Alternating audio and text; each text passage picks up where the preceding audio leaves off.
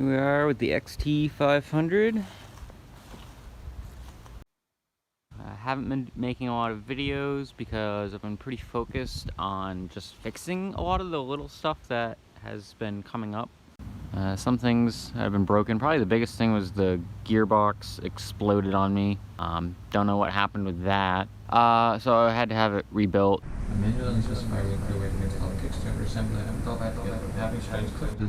Something about installing the starter position. You can see how the ears on the ratchet wheel can be slightly weird.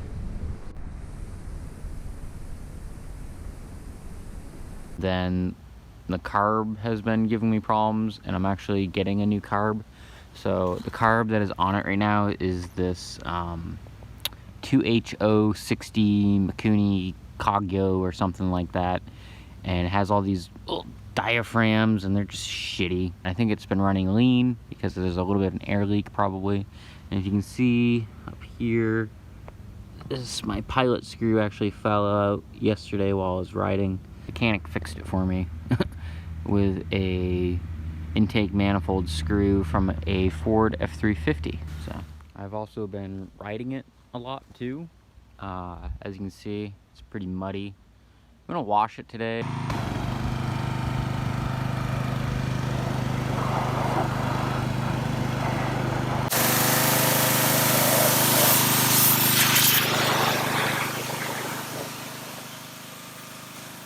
I did get this luggage rack from the Vintage Spoke. Came in the mail earlier this week. It's awesome. Really like it. It was pretty easy to install. Haven't had any issues with it. Good build quality so far, I can see. So, I also got the upgraded oil cooler for the intake and rocker arms.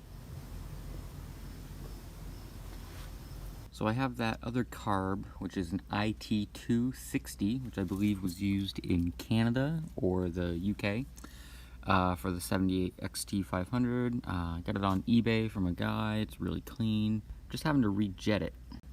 So what I have in there right now is a 220 main and a 32.5 pilot.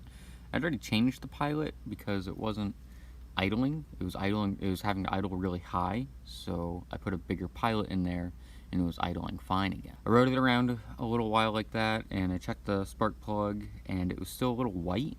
So I want it to be a little bit rich. And I know you're supposed to change one thing at a time here, but I don't really care. So I'll get these other jets in there and we'll see how it runs.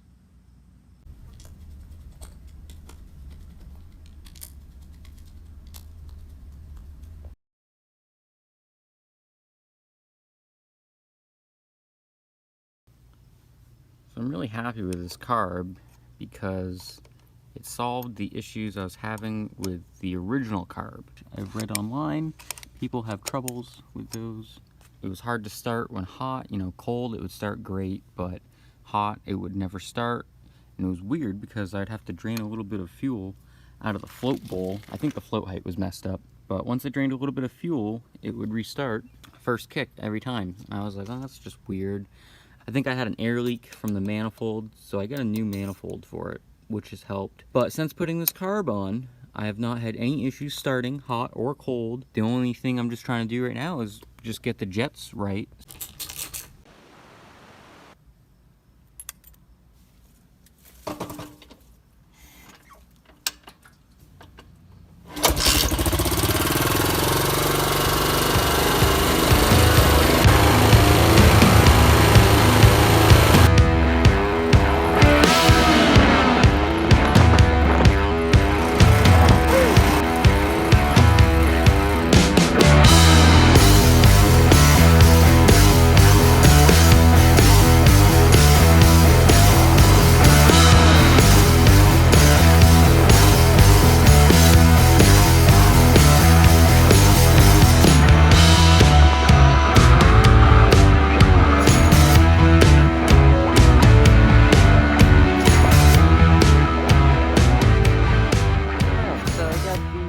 Jets all changed and everything back. I'm out for a test ride. So I'm just out here in the fields, a random field. Pretty nice. The luggage rack has been great. You know, I got my tool roll right here. Seems to not be going anywhere. Rock straps. Gotta love the rock straps. They're great. So the only thing left to do this year to the bike is really just to ride it and make sure everything's going good on it. Next year I'm going to do some tires. Whatever, you know, the tires that came on it that somebody else put on, I don't really care. I'm just going to get some new tires. I'll probably do some brake shoes next year too, maybe. I'll just do a nice little upgrade and get a new wiring harness. I also had this thing, this on my rear brake switch, it broke on me, whatever.